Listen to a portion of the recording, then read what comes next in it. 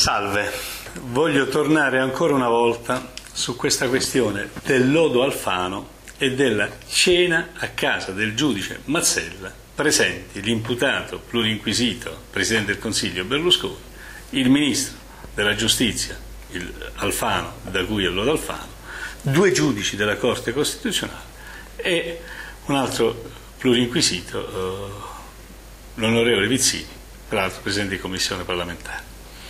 Allora vediamo di capire.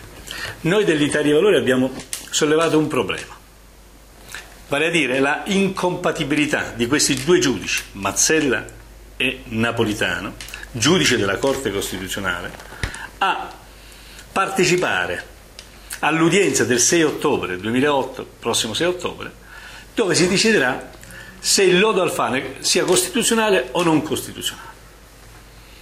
Loro dicono, sia Mazzella che Napolitano, i due giudici, che vogliono andare a cena con chi gli pare e piace, che hanno un rapporto di frequentazione, di intimità e di amicizia con Berlusconi, che hanno fatto insieme tante cose, tanto è vero che Mazzella è stato anche ministro del governo Berlusconi, Napolitano è stato all'ufficio di gabinetto del Presidente della Camera Fini, quindi voglio dire, rivendicano questo essere persone di parte, che hanno amicizie specifiche con il Presidente del Consiglio, che è il diretto interessato al lodo Alfano.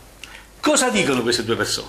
Dicono, e si arrabbiano con noi dell'Italia dei Valori, accusandoci di essere dei destabilizzatori, dicono che loro possono farlo perché quel 6 ottobre non giudicheranno l'imputato Berlusconi, ma giudicano la costituzionalità di una legge e quindi come tale c'è una totale spersonalizzazione.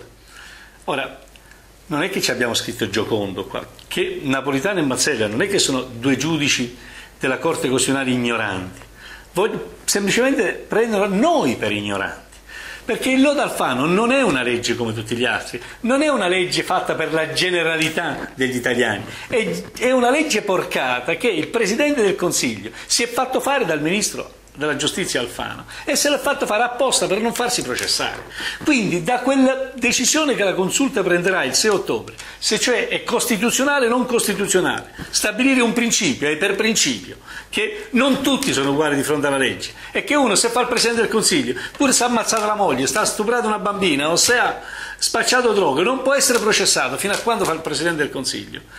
Stabilire se tutto questo sia costituzionale o meno non è un'astratta valutazione di una legge, e decidere conseguentemente su che fine deve fare Berlusconi e il suo governo. E stiamo ben attenti.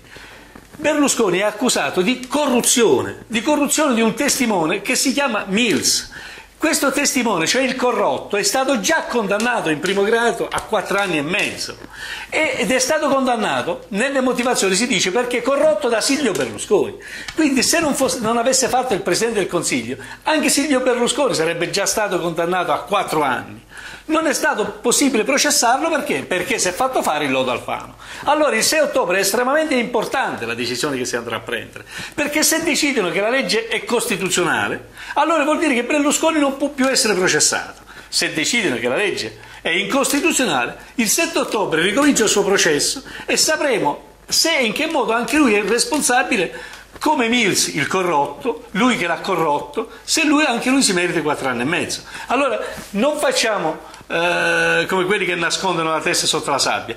Ne pensino Napolitano e Mazzella che noi siamo tutti ignoranti. Prendere quella decisione e decidere su quella legge il 6 ottobre vuol dire decidere le sorti del governo, le sorti di Berlusconi, le sorti del nostro Paese. Noi chiediamo allora, proprio che hanno confessato questi due giudici hanno detto siamo amici intimi di Berlusconi, ha detto Mazzella, con lui già molte volte mi sono frequentato privatamente, lo voglio fare ancora, chiediamo a loro di dimettersi e di coltivare tutte le amicizie che hanno con Berlusconi oppure di astenersi quel giorno dal dover giudicare. E abbiamo aggiunto, chiediamo anche al Presidente della Corte Costituzionale, Amirante, di non fare il pesce in barile, ma di assumersi la responsabilità di dire a queste due persone che quel giorno vadano a pesca, non che vanno a decidere sul lodo Alfano.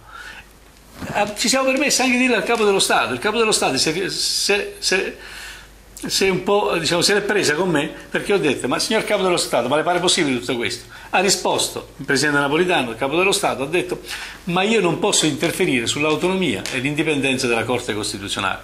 Attenzione, sull'autonomia e l'indipendenza hanno già interferito questi due giudici, Mazzella e il giudice Napolitano. Hanno già rovinato questa, l'indipendenza. A lei spetta il compito di ripristinare l'indipendenza, ridandogli credibilità e sacralità. Ecco perché ci permettiamo ancora di insistere, dicendo che non si può stare a guardare, non si può comportare come Ponzio Pilato, e non lo dico a lei, lo dico soprattutto al Presidente della Corte Costituzionale e a tutta l'opinione pubblica e a coloro che formano l'opinione pubblica italiana.